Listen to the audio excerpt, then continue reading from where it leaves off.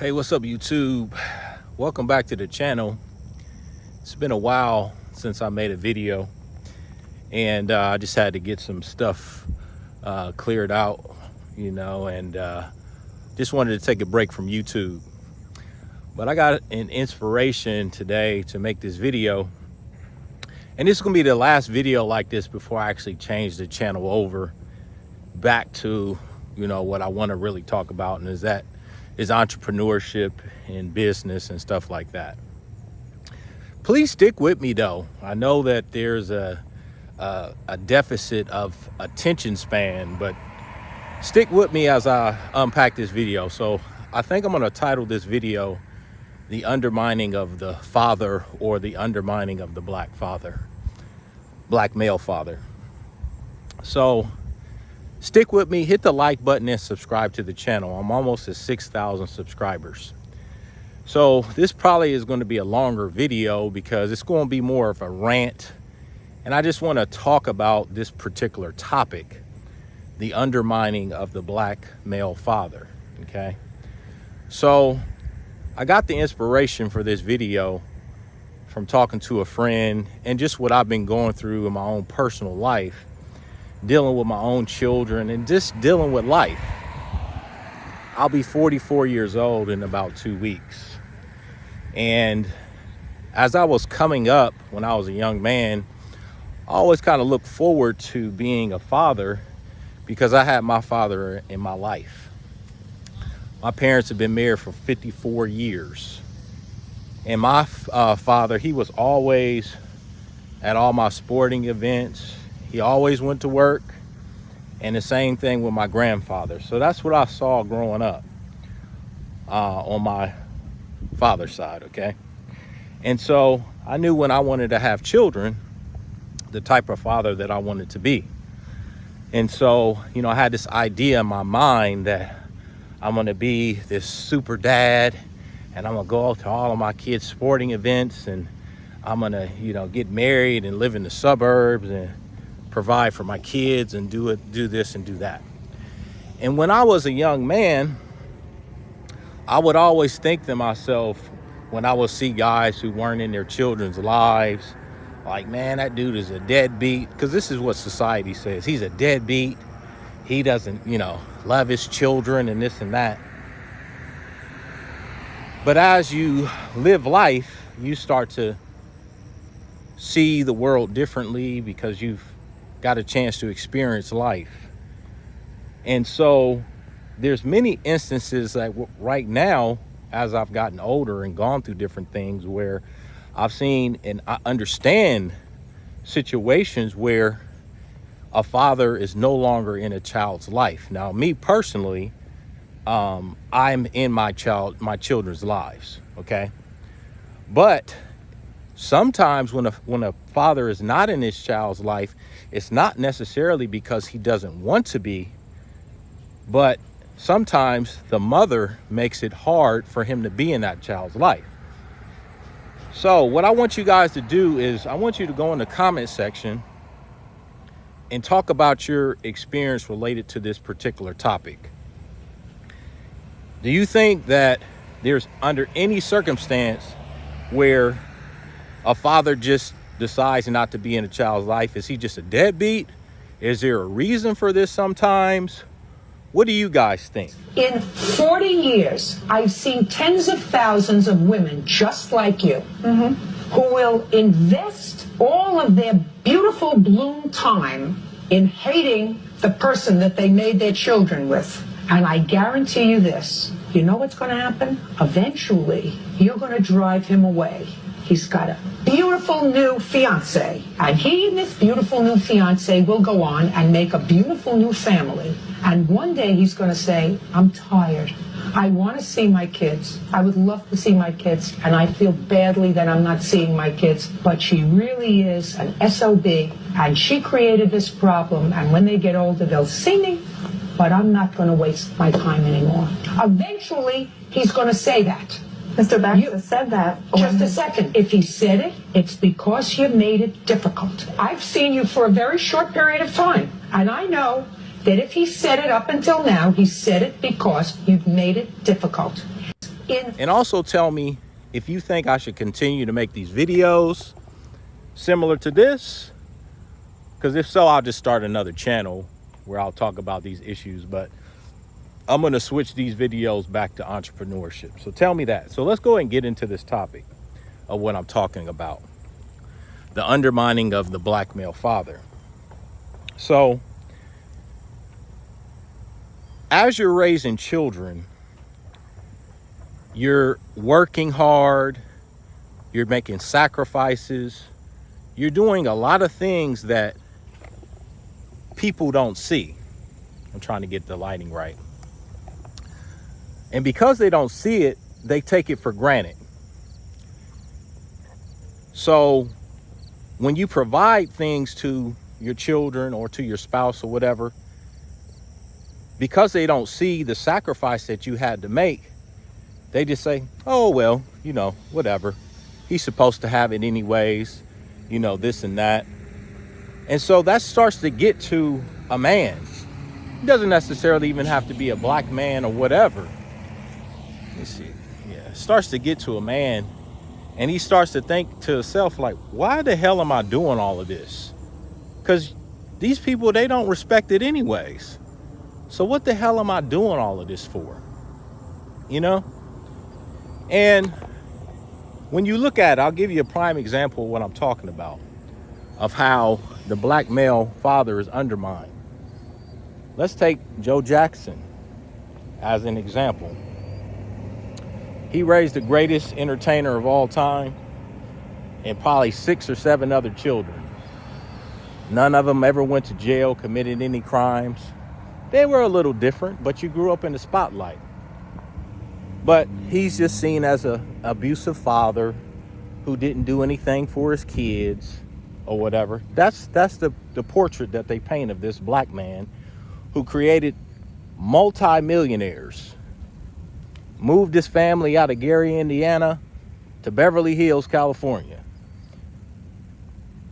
Some of the most famous people in the world. I'll give you another example. You look at LeVar Ball. He raised 3 boys who all basically made it to the NBA. But they demonized LeVar Ball. And he was in his children's life their whole lives. Went to all their sporting events. I don't know the guy personally. I'm just telling you what he did for his children. They're successful. He's still there with them. But in the media, he was portrayed as this overbearing, overprotective father who won't let his kids do anything. You know, this is how they see us. And so that's why I wanted to make this video. There was a recent interview with Cam Newton where he was talking about how he has 8 children with 3 different women. And he was on the podcast with, I believe, a psychologist or something like that. And one of the points that he made was that his fear of divorce was higher than his desire to get married. Because if this wealthy man gets married, a woman can take him through this system and destroy him. You know, which is understandable when you think about it. What he's saying is true. Now, do I agree with him making these different families? No, I don't. But that's his business, you know. And one other point that he made on that podcast was where he was talking about his situation where he has these 3 women that he's gotten pregnant. And he's like, well, if a man is, you know, providing you with all of these intangibles, you know, love, his presence, he's always there. He's always there for all your emotional needs, but he can't provide for you financially. The majority of women in this time will tell you he ain't worth nothing. But if Cam Newton is having kids, making all these babies with all these different women, but he can provide for them financially, he can keep on making babies just like Nick Cannon.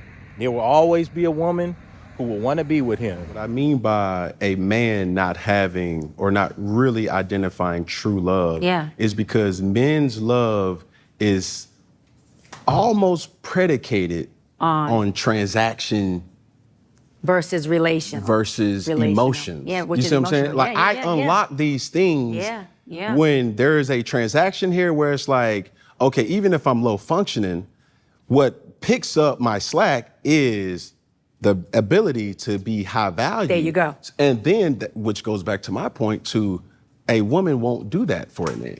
And that's just the reality. Won't do what part?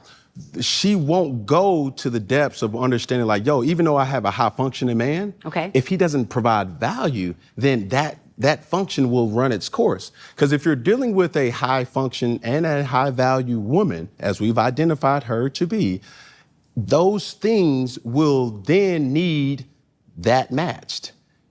And more times than not saying that it's not capable or incapable of happening, these things have a deadline where it's like, okay, what are we really doing? But I even though they know he's just gonna make a baby with them, and then he's gonna bounce and go on to the next woman.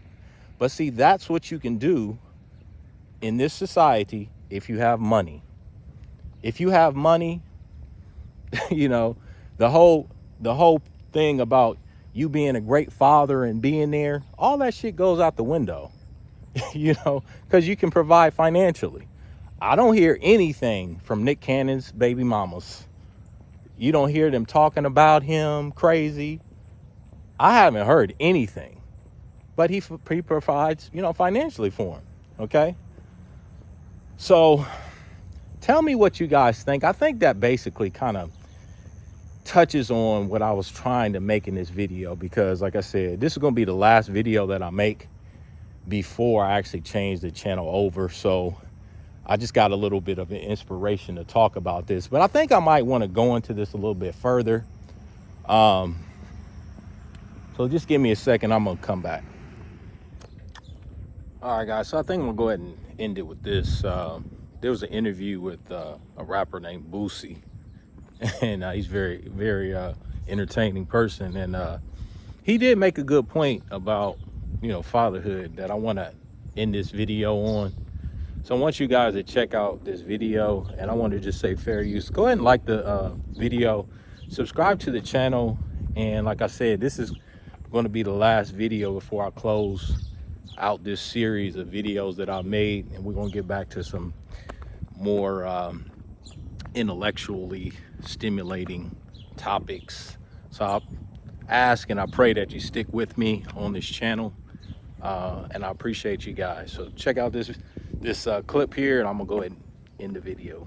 Bro, I just feel like these days, if it don't matter about time no more, like they taking that away from dads. If you ain't got money, they say you ain't shit.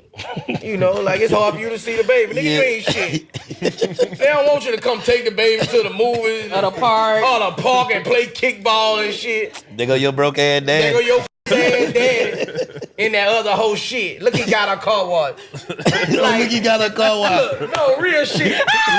You gotta have money now to be a daddy, or your ass finna get the blues. You finna get the blues That's now, fucked bro. up, And bro. I see niggas I done came up with who ain't fortunate like me, who go through it just cause they ain't got no bag, bro. Just cause And they love their kid. bro. So many people in the hood, bro.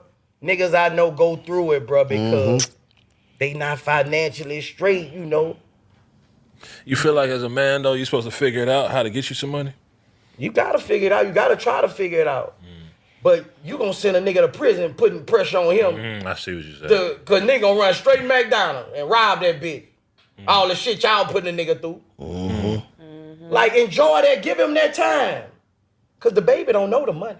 At all. get That's that. all they want. It's Let's time. get that right. When we were little, all we wanted, we want time with your daddy. Yeah. It could be just walking down the street. It could be watching your daddy play dominoes, nigga. Watching your dad on the couch watching the Super Bowl with his nigga. The babies don't know the money. Yeah. It's them. It's them bringing that money up. It's them. No, They make us uncomfortable. No, that's facts. They gonna make your ass uncomfortable. Yeah. Then Instagram, and then them up. You see another baby with that fucking Gucci on. He has to make at least $200,000 a year. Are you on drugs? No.